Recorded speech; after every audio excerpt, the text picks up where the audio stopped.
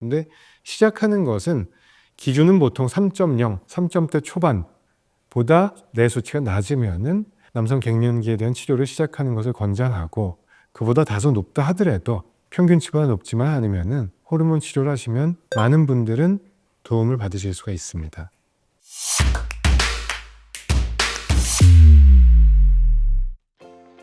남성 갱년기에 대한 치료에 대해서 설명을 드리겠습니다.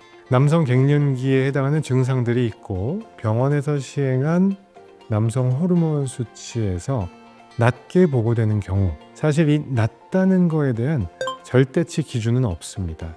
그나마 공신력이 있는 2018년도 미국 비뇨의학회 AUA에서 나온 가이드라인에 따르면은 이 낮은 값을 어떤 연구진에 따르면은 2.0으로 잡은 데도 있고 3.0으로 잡은 데도 있고 3.25다 뭐 이렇게 잡고서 연구들을 많이 했었는데, 여기서 제시한 가이드라인에서는 증상이 있으면서 3.0 나노그램 per 밀리리터 이하를 기준으로 했을 때 치료를 권장 또는 시작하는 것이 좋겠다라고 제시를 했습니다. 하지만 3.5가 나오더라도 정상 메디안 값보다는 낮다면은 갱년기에 해당하는 증상들이 심하게 호소하는 경우에는 의료진과 상의해서 치료를 하면은 많은 도움이 될 수 있습니다. 또 호르몬 수치가 주사를 맞으면 올라가거든요. 나중에 체크업을 하면은. 근데 내가 호소하고 있는 증상은 개선이 별로 없었다. 그게 발기력 관련이건 어떤 심리적인 요인에 대한 그 개선감이건 뭐 근육량이나 골밀도가 됐건 난 좋아진 걸 잘 못 느꼈다라면 치료를 중단하는 것이 맞고요. 근데 시작하는 것은 기준은 보통 3.0, 3점대 초반보다 내 수치가 낮으면은 남성 갱년기에 대한 치료를 시작하는 것을 권장하고, 그보다 다소 높다 하더라도 평균치보다 높지만 않으면은 호르몬 치료를 하시면 많은 분들은 도움을 받으실 수가 있습니다. 호르몬 치료는 남성 갱년기에 해당하는 증상이 있으면서 테스토스테론 레벨이 저하된 경우에 이제 시작을 한다고 설명을 드렸는데요. 그럼 치료는 어떻게 하고 어떤 제형들이 있는지 설명을 드리겠습니다.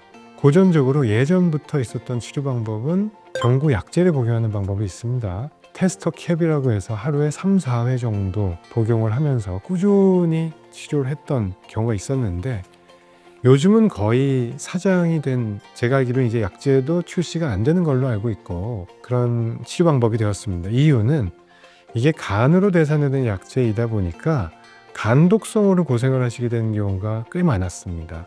간 수치가 올라가고 간의 대사 기능이 문제가 되면서 오히려 득보다 실을 많이 경험하게 된 거죠. 현재 처방이 가능한 제형은 젤 타입, 바르는 크림, 패치 뭐 이런 것들이 있는데, 생각보다 이것도 이용률이 떨어지는 치료 제형들이라고 보고됩니다.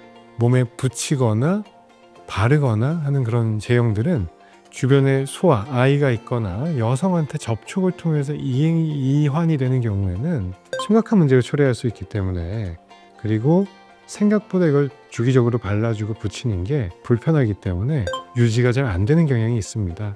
그래서 젤과 패치 타입, 크림도 요즘은 많이 사용되지 않고, 그래서 결론은 주기적으로 주사를 맞는 치료를 제일 선호를 하게 되고 가장 많이 이용이 되고 있죠. 주사 제형은 대개 2가지가 사용이 되는데, 2에서 3주마다 주기적으로 맞는 남성 호르몬 제제 예나스테론이라고 하는 계열이 있고, 그 다음에 한 10주 정도, 8에서 12주 정도 텀으로 주사를 맞게 되는 네비도라고 하는 계열의 약이 있습니다.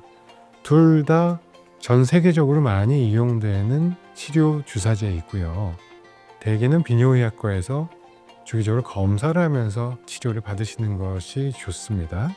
주사 치료를 한번 시작을 하면은 주기적으로 추적 검사를 해야만 됩니다. 모든 치료에는 효과와 함께 부작용 여부를 살펴봐야 되기 때문에, 예나스테론 같은 경우에는 2, 3주 텀으로 주사를 맞기 때문에 한 사이클을 저는 보통 6개월 정도를 보고 있거든요. 한 주기가 끝나면은 전후 비교 차원에서 효과와 부작용을 알아보기 위해서 체열을 반드시 시행을 하고 있고, 예나스테론 말고 네비도, 반감기가 좀 긴 약물이죠. 네비도의 경우에는 한 4번 정도, 한 10에서 12주마다 맞으니까 거의 한 10개월, 12개월 정도 소요가 되거든요.